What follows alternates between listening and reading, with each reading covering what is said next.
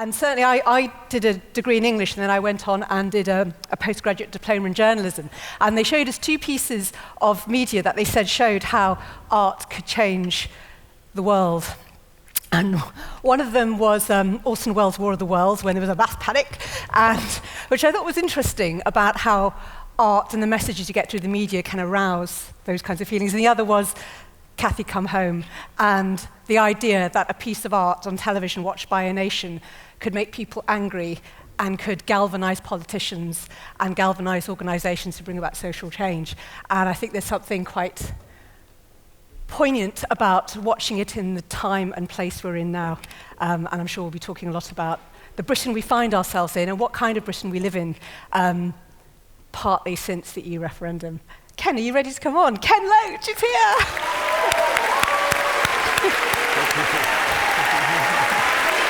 Thank you very much. Thank you. Thanks. Okay. Shall I move in the middle? Thank you. I'm just going to move into the middle. Yes. Okay. Just move into the middle. Well, this is like one of those things in reverse when people start to add rather than disappear from the stage. Can I just get your initial thoughts on what it was like watching? I saw you making notes as you were watching this. Yes. Well, it was extraordinary, really, and I started off a bit nonplussed because I was hearing words that we'd said 50 years ago, and I wasn't quite certain how to respond. And it just made me angrier and angrier that we are still here, still talking about it, and this isn't a historic reenactment. It's a small example of something that is now much, much worse. And it just seems so extraordinary that this is happening. It's something that we couldn't have imagined 50 years ago. And I think our next guest is ready. Is that Campbell Robb, the CEO of Shelter, which of course was set up just a few weeks, wasn't it, after Cathy Come Home screened? Yeah. Welcome.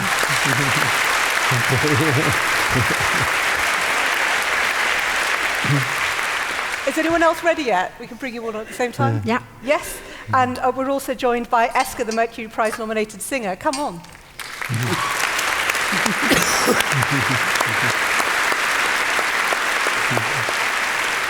And Adrian Jackson, who of course is the founder and CEO of Cardboard Citizens, who you saw tonight.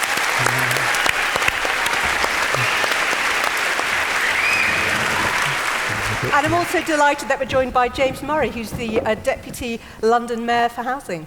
Come on stage.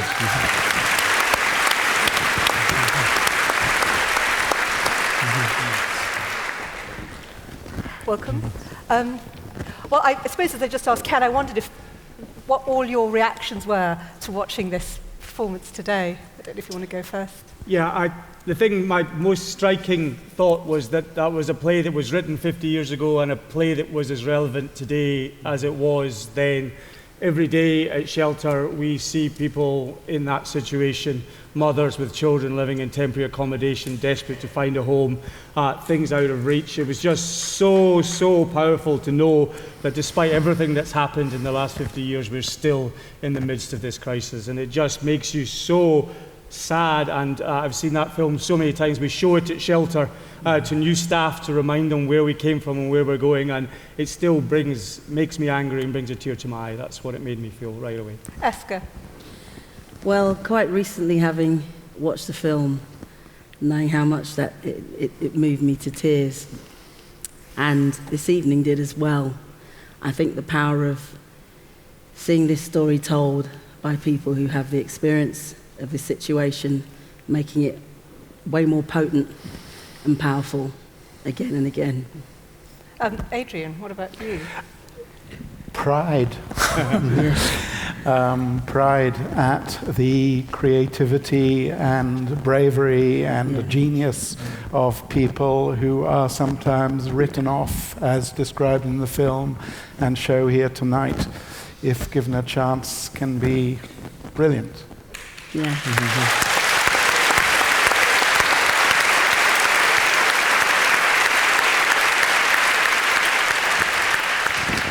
James, it's really good that you're here on the panel, and I have to ask straight away, as well as your reaction to what you've seen, what do you think, as someone who's one of those people who, in theory, could change things? Well, I think firstly, just to really reiterate what other panelists have said about my admiration for everyone involved in the production this evening. It's moving, and it really underscores the fact that this is a problem which is still with us here as much today as it was all those years ago, when it led to shelter being set up and really drew people's attention to the problems of what was going on then. I think, whenever you talk about housing and about homelessness and about what politicians can do in terms of dealing with the housing crisis that London faces and that the country faces more widely, I think it can be daunting, because you realise quite how big the problem is, and you realise that even so many years after people's attention is drawn to the problem of homelessness and housing, the problems can still be with us so many years later. But that doesn't mean we can't do anything about it. There has been progress made in the last 50 years. It's not always been in one direction. Sometimes there's some steps forward and other steps back. But I think that although it can be, as I said, daunting about dealing with problems and working out how best to help people, I think we have to remember that we can make a difference, and that if we come together and work together across London and beyond, we can actually make a difference to people's lives. We're in a really interesting place in time. Not only is it 50 years since Cathy Come Home, but I'm just thinking about the attitudes towards the poor and how far those might be better or worse. And Ken, I know, you just won the Palme d'Or again for your, film looking very much at the effects of austerity. Daniel Blake. How does it look to you? I think we're in a far worse condition. I think a far, far worse state. I think we now have a government that is bent on cruelty to the poor. I think who would have thought, Cathy was 50 years ago, as we've said. People still ate then. Who would have thought now that people are forced to choose between eating and heating? The fact that we now tolerate, it's only a few years that food banks have been established, that we now tolerate food banks is an acceptable part of our society. In most supermarkets, there's a bag where you put in a tin of beans or whatever, or soup, and that's an accepted part of the way we live. What kind of world do we live in? And then on television, which I think is certainly not you, Samira, but we have now what has been called poverty porn. I think it's fascist TV, where people's poverty and vulnerability is paraded. I think of the Jeremy Kyle type programme. For that programme, but there's on Channel 5, Channel 4, began with Benefit Street, and it continued. And the people's tragedies are paraded for us to scorn and to make fun of. And that encourages this viewing of people as them, as something else, something we can deride and forget.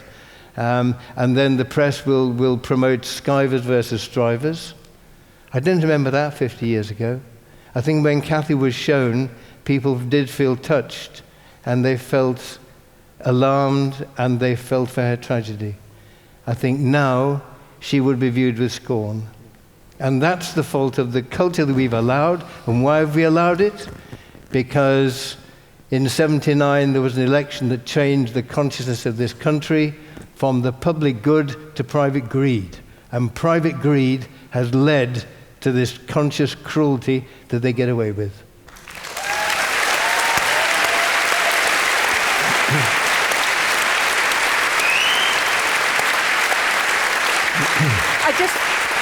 I just wondered, James next, and dare I say it, Ken, some people who aren't your fans might say it's very easy to have a big blame on government and to blame a kind of cultural cruelty. But in reality, how do you regard the situation? Because even just those lines in there when people talked about migrants, this additional pressure, that if we didn't have that pressure, would that affect things? These arguments aren't new.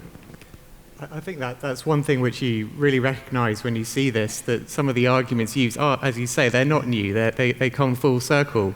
And I think we shouldn't detract from the real impact that what Shelter did and the impact of the film back then made, in terms of introducing a safety net for the first time. The problem now is that more and more people are relying on the safety net because there's so much pressure in terms of finding housing, in terms of housing not being affordable, in terms of all the changes which have been made to welfare and so on. And I think that's really had an impact in that although we have a safety net which is better than it was before the film was made, more people are relying on it.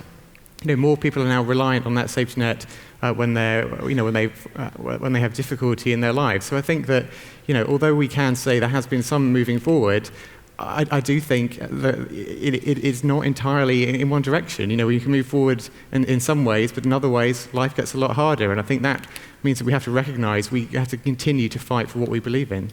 Go ahead. I think the other thing that I always took away from Cathy Come Home and what has changed over the period of time is the way that we treat home as a concept now. When you were making that film, the home that they start in when they get their first flat, that optimism, that sense of security, that sense of place, that sense of somewhere that they belong, their family could grow up. And all of us have lost that concept. We've lost ownership of home. And it's been stolen from us by asset classes and investment and pension pots, and it's become an economic investment. And we are in a situation which was, as it was then, but it is now, where a home is just a privilege for a few, but it should be absolutely the right for everybody in this country to have a decent, safe, secure, affordable home. And in a way, there is no way that you could ever call Cathy Come Home a failure. But Shelter is a testament to the fact that we haven't changed that. We shouldn't be here. We shouldn't be doing and helping Cathy every day, which we do every day, because we built enough homes in the right places, made them affordable. We could bring an end to this crisis right now and make Cathy Come Home a thing of the past. And I think Ken would be the first person to agree that that's what we need to do. Yeah. I just wondered what your thoughts are on government policy and kind of the attitude going forward, because I don't think anyone would see that and not be moved by it. But I think there would be people who would say, yes, but there are lots of things that are different. And in a sense, you're right, Ken. I think there are people who would say, well, you look at the circumstances, and that mother-in-law of hers who had the space and chose not to help. People do look for these kinds of, they look at the individual case, don't they? And they like to see that there was a solution.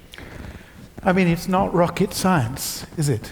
I mean, it's never been rocket science, what needs to be done. And I don't think a government since the 70s has really put its shoulder to the wheel. I mean, there are sort of three basic things which need to be done, aren't there? And everybody knows them. Build more houses, introduce rent controls so that renting is a possibility again in a kind of civilized way, and reduce the incentives for property to become simply an empty box, not a home, a sort of money box, which we are surrounded by in this city. Money boxes, right, left and center. It's not rocket science. Eska.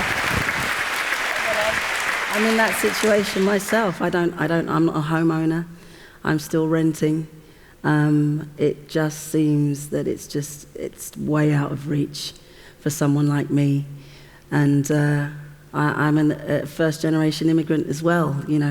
We started out in just one room. The four of us, my brother, my sister, my mother and father, started out in a room in southeast London.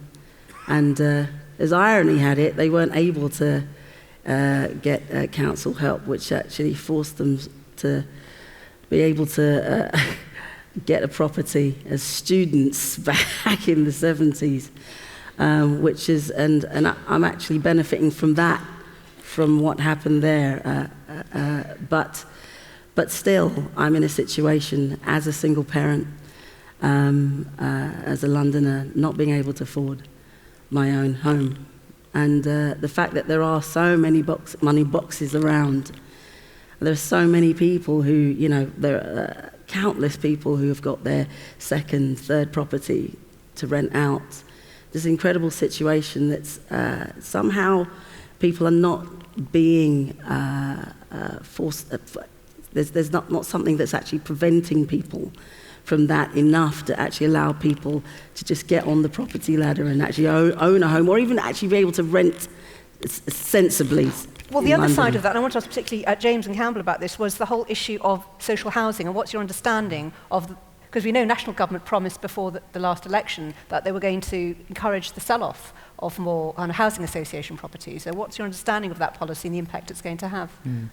And I was just going to start by saying, I think the point you made is absolutely right, and it comes down to fundamentally we need to build more homes. But I think the other part of the argument that's really important is it's not just about numbers. It is about numbers, but it's about making sure that enough of those homes are genuinely affordable. Because if we built, even if we did manage to build the 50,000, 60,000, however many homes a year that people talk about, if they were all, very expensive ones for private sale and out of the reach of a range of people, it wouldn't solve our housing crisis. So we need to make sure when we're talking about what homes we build, that yes, we focus on those big headline numbers and we're ambitious and we're bold and so on, but that we're really clear about making sure that a decent proportion of them are genuinely affordable. So the selling off of housing association stock, that seems central to the issue because these things are often in city centres and all the rest of it. What's your understanding about how far that policy's being implemented? So there are sort of two connected parts of this policy. There's the right to buy being extended to housing association tenants, which was an agreement done between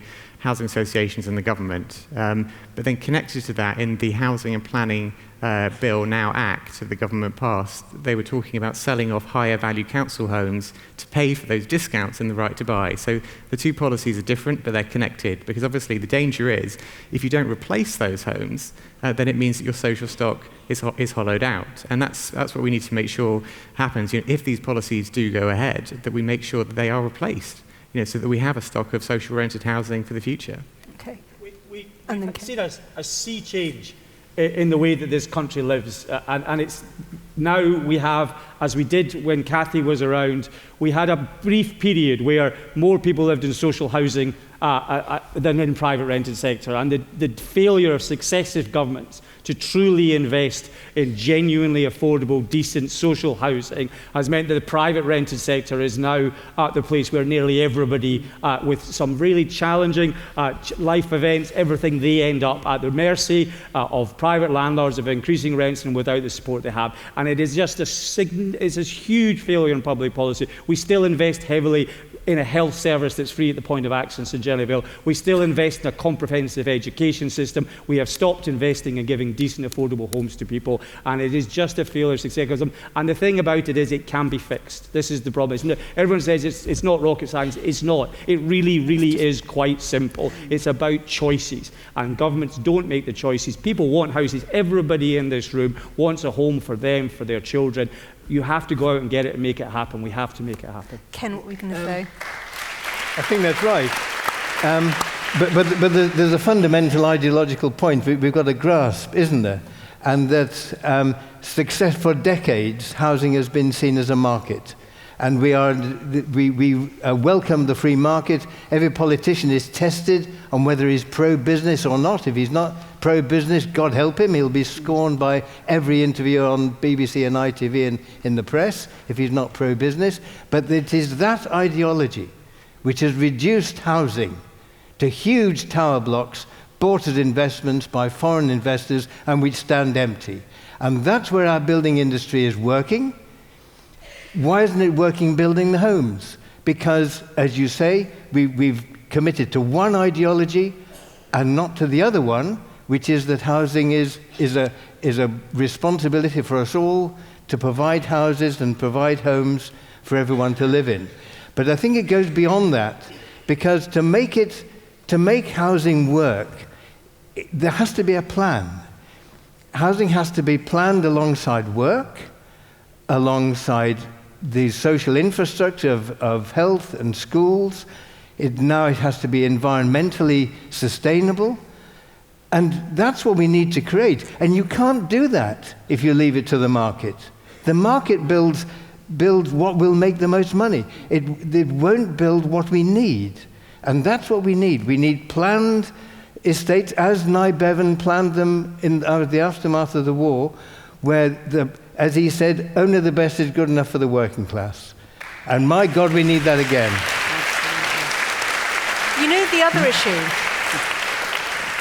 The other issue which is part of it, And I suspect no one who voted in the EU referendum would disagree with what you said about the need to build more housing. But you saw in that result, and you saw in the aftermath in which there was a big spike in racist attacks, this idea, which is there out there in the general public, about migrants taking homes, and that's a big part of the problem. What's your view on what the EU referendum has revealed about us? I think it reveals that if you stoke that up for years and years and years, in the Express and the Mail and the other papers of that ilk, with story after story after story of migrants getting homes in front of people who have lived here all their lives or whatever, vile, vicious, desperate, racist stuff, yes, it will find an echo, because people are looking for someone to blame. And instead of blaming the people who are actually responsible,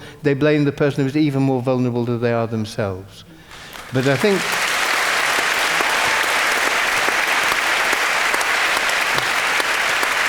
But I think there's one other thing to say on this, and it's more complicated, that I think the free market in labour doesn't benefit working people, because it gives the employer the right or the ability to choose who will work for least. And of course, work is then taken out to other countries, there's the case of James Dyson, very valued members of society, chooses to take his work elsewhere, where labour's cheap. And the employers will always look for cheap labour. I don't think it necessarily does us any favours to have a free market in labour. That benefits the employers, it doesn't necessarily benefit workers. Okay. Can I ask all of you, as I mentioned at the beginning, Cathy Come Home is still taught on media courses for its impact on social change, on political change. Do you think that art can still do that? Indeed, do you think Cathy Come Home can still do that? You said you thought people wouldn't be so sympathetic to her today. Well, I think, yes, I think you can touch people. Yeah, absolutely. People have touched us tonight. Cathy and Reg and Mrs. Ali, brilliant. They touched us tonight, yes, it can. But in a way, there is a tide of news and voices and political people and journalists and newspaper owners saying more or less of one voice. And if you say something that is different, it's very difficult to get a purchase in the public's imagination. Yes, it can, and yes, we must keep doing it. And it can make you angry and can leave you with questions. And my God, we've got to do that. We've really got to do it. But don't let's underestimate the task when faced with this tidal wave of hostile crap. What are your thoughts, Adrian? And I don't know if the rest of you want to comment, Adrian, first? Hostile crap. No, I'm just enjoying hostile crap. Yes, the whole foundation and purpose of Cardboard Citizens is to be a catalyst for change. Obviously, art changes the way people think and understand things. It in itself can't change the world. It's for people to go out suitably enraged by hostile crap after seeing something like this to enact the change. I also want to point out that, the making of art can change people, helps people grow. Eska has done wonderful work with our young people. You see the courage with which people just stand up and sing. Well, that's a change which is a lasting change, which helps people to be stronger and better able to resist the hostile crap with which they're faced. No, do say more. Can I just say I particularly love the choice of that song from High Noon as well. Yeah. But what's your view on the power of art to change, especially having worked with Cardboard Citizens on this production? Yeah, there are incredible organisations that I've encountered alongside Cardboard Citizens and that are doing amazing work. Me particularly, my associates with the young people, and seeing how art can transform their lives. And it's not just about how we're impacted by it, by witnessing it, but the way in which people participate in art can be transformed radically, and if it just enables us to, it's as Adrian said, it's about changing the mindset, about enabling us to look at things that we've heard a zillion times, and try and look at them in a different way and have a different perspective, and all kinds of art, from acting to music or art installations that are there to try and give us a different point of view. That's the power of it. But James, it's great that you're here, and I'm not knocking you personally or anything, but I just wonder, realistically, that you just go back and the reality of that day-to-day, negotiating in government, does this stuff just, it's the stuff that you go and you appear at, but really, does it have an impact? I think that this kind of thing does have an impact in terms of drawing the public's attention to issues which they might otherwise ignore or not focus on. Or, people are busy in their lives, everyone has their own problems to get on with on a day-to-day basis. But if people like you who make and implement policy on housing in a city like London, you're the ones who have the power once you've been elected, aren't you? Yeah, I mean, for me, I've been and I started this job very recently, and we know. We'll give you a chance. James. No, I was actually gonna say, but before I did this job, I was a councillor in Islington for 10 years, and actually, I found that role being a local councillor, and then a councillor for the last 6 years in charge of housing and planning in Islington. That really prepared me well for making sure that I never forget why I'm doing this job, because every day in that job I would get either a visit or a phone call or an email from someone who has a different housing problem. Whether it was people who were living in temporary accommodation being threatened with eviction, whether it was people who couldn't afford their rent and were going to be evicted, if it was people just living in private rented accommodation but being exploited by the landlord, people living in the most awful overcrowding, for all the different sorts of problems you can imagine. Over 10 years I heard about them, and I think art is absolutely vital, but just you asked me from a personal point of view, and I'm just being very honest, that I think all of the people I met over 10 years doing that job in Islington, talking to people about their own housing crisis, because everyone has their own housing crisis. I think that's what drives me. You just think of, I think of kids sharing 2 or 3 kids to a bedroom and having nowhere to go to do their homework, and then having to go outside the home and not having a bit of private space, and you just think all of the effect, all of the stress that has on people growing up in the city, and the knock-on effect that has on how people do school and then getting a job and so on, that drives me. Sorry, this is not really the point, but but it's good. You make the case, in a sense, in the jargon of the day, you make the economic case for solving this at that stage rather than the social problems that develop. Yeah, Good luck. And actually, well, thank you. And it really strikes me, having spoken to people, not just in my role in Islington, but also in my current role in London. There is a real kind of understanding right across the board that we have a housing crisis affecting people, and there is a coalition there to do something about it. Okay, Campbell. I think the thing that art does and can do more than anything else, and what Cathy is always about, we talk about numbers and figures and housing and plans and all of those things. Cathy's a story about a family being torn apart by homelessness. And what art can do is, as it did tonight, I've seen this film so many times, I know what's going to happen. And every time I still cry at that point where her kids are taken away in the train station.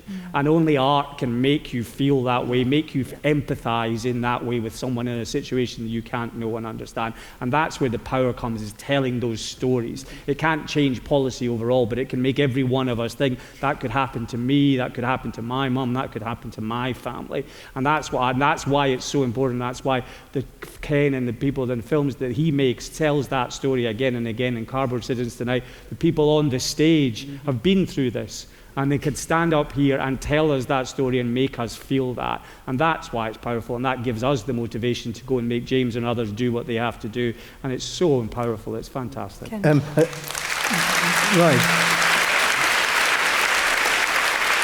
I think that's absolutely right, but the difficult bit comes, Campbell, doesn't it, when you say make them do what they have to do. That's the hard now, part. making them do what they have to do is the key thing. Well, tell us how, because we looked for some questions that came in on the Cathy Come Home hashtag, and one of them was, look, there's people watching this online as well. What's our call to action, Ken? Well, I think, first of all, let's have massive subsidies or income for local authorities to hire labour directly. as Bevan did and as the Labour government did after the war. Have their own direct labour, make the plans, take power to plan the areas where we need housing, plan employment. This is big. You can't do it just by trying to encourage developers. We've tried that and it's failed. It's failed for 30, 40, 50 years. What we now have to do is to plan. Take power of the planning process, take power of where employment will be, invest in employment, because if you just build houses where there's no work, as in that, where are all the empty, derelict houses? We know there are hundreds of thousands of derelict houses. Let's go across the country because there's no work. Where there's work, we've got huge problems of homelessness. If you don't plan, you will have this anomaly.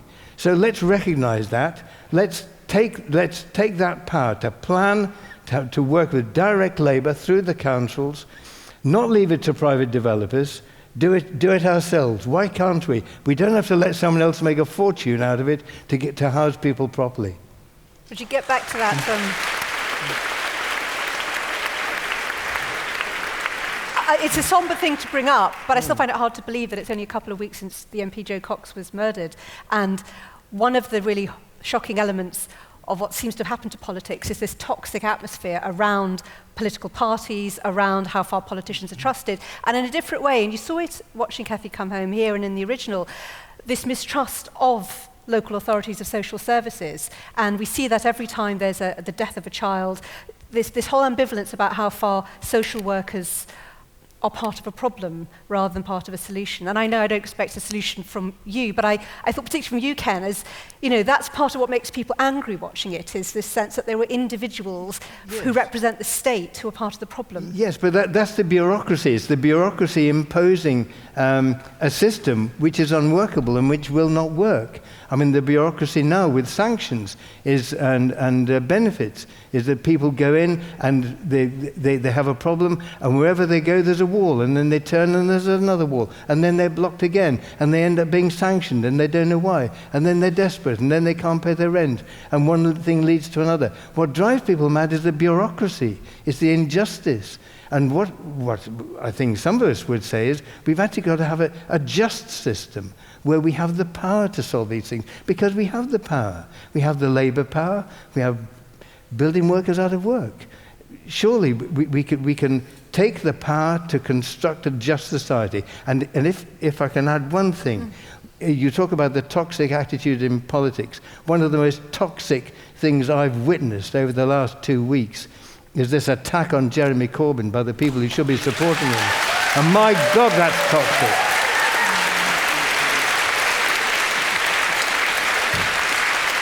Can I get final thoughts from you, and perhaps Adrian first? Yeah, I mean, in a sort of answer to the question and as a final thought, I mean, I think the thing that we can do in the theatre, the thing that we can do with art, the thing that Cardboard Citizens does, is create a space for debate. And you talk about what's happened in the past 2 weeks and how split the country is. We need to have a conversation. We need people who are in the possession of certain beliefs which are not dissimilar to what we saw in Cathy Come Home, which are fed by the likes of Benefit Street and the poverty porn on TV. We need those people to meet as they have tonight, people who actually know what they're talking about, people who are actually there, and have that conversation and listen to each other. And it's what we do up and down the country with a form of theatre called Forum Theatre. When last year we toured a piece all about the benefits changes. And most people just didn't know about sanctions, Ken. People just didn't know about them. People were staggered to hear that was happening. So, I mean, it's a source of information and a place for debate. I think that's what we can do. Eska, final thoughts, briefly. Yeah, I think it seems like the various departments need to start talking about community again, you know, and about making communities again. And having been a former teacher as well, and seeing the impact when you see children that are in situations where they cannot engage with the education system, they can't engage at school because of the housing situation that they're in. it's heartbreaking. And when you think that there's power given to for people to invest in housing without thinking about the communities that they're actually building these houses in and how it's going to impact those communities, the children, the mothers, the fathers, to actually start making those connections again and firing up communities. I'm fired up tonight, and that's a positive thing for me. And I hope that other people are feeling the same way, to start engaging in these things that we've heard over and over and over again. So I'm really thankful to Cardboard Citizen's portrayal tonight for making me think again about these things. Very, very brief final word for you, James, and then Campbell as well. I know you've mentioned the kind of the atmosphere there's been since that vote a couple of weeks ago, and some of the fallouts have been awful, and particularly the rise in hate crimes have just been completely awful. I think what this reminds us in a way, and it's not directly connected, but I want to point out that when we see something like this, it reminds us of our common humanity and the way that we have to look out for others around us, and we have to make sure that we realise we do have more in common. To quote the slogan, the phrase which was associated after the awful murder of Joe Cox, to remember that we have more in common than separates us, and that we need to look out for our common citizens in this way. Thank you. Campbell? Yeah, I think that's the thing, is that this is exactly the time where you have to listen and not talk. This is exactly the time you have to reach out to those who aren't like you, that are different from you, that are the ones, because it's easy for us all now to get into our common ground where we feel comfortable, go home and watch a Ken Loach film and get angry, but not go and talk to the people that actually whose minds we have to change. I can't, watching it tonight just made me realise how strongly I believe that enough is enough. We shouldn't be here watching this film again saying it's still the same. It has to change. We have to get angry. We have to make a difference. 76% of people voted in this referendum. People care about things still. Let's make them care about the right things. There's a hashtag up there that says Ken Loach for PM. Make it trend. Make it trend tonight. Ken, do you have anything else you want to say? Your final word to you. Look, there's just one thing, because I think it's good intentions, and James was talking about good intentions, and we all need to look out for each other and to care for each other, but it won't work unless we change the economic framework, because the economic framework has a logic. It has a logic, and if you rely on developers to develop, they will develop what brings them money. They won't develop the things that we want to care about. So you've got to change the economic framework. And the only way, and I'm going to be really bloody minded about this, the only way we can do it now, at this minute, is to support the possibility of a Labour Party that will do that. And if we that's why we've got to support Jeremy Corbyn. And I'm sorry. I'm sorry. I'm sorry to be partisan about this, but it's critical. It's absolutely critical, because if we have the possibility of a Labour Party which will go back to the ideas of 45, the best ideas of 45, where we were our brother's keeper and our sister's keeper, and we had a structure which would enable that to happen. If we simply say the words but don't build that structure, it will fall apart again. So that's why it's really important. Ken, thank you. Thank you.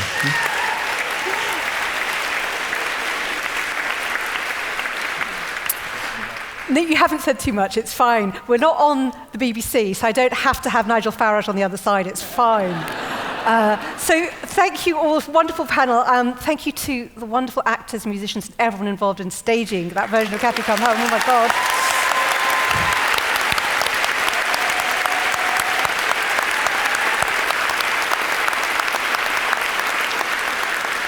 And I'm now going to hand over to Peter Lewis, the Chief Executive of the Institute of Fundraising, to close the evening. Thank you.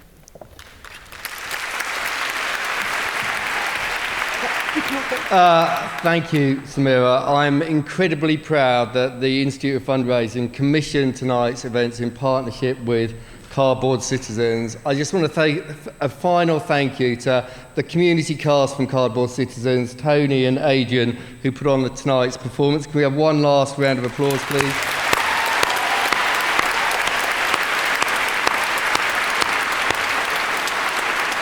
Secondly, to the panel, we've had a real treat of having Ken Loach tonight and a distinguished panel with Campbell and Adrian. So can we thank them one more time?